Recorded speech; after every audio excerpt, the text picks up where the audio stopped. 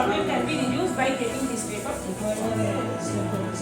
So we will serve you that tea. You will taste it, and after that you will give some point. What is written in this paper? That is for color, flavor, taste, and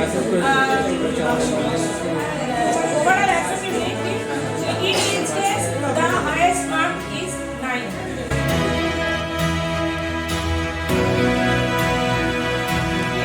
So what you will do? You will taste the herbal tea, and after that you will give some points for color, flavor, taste, and overall acceptability. Okay. Point 1 to 9 is given here.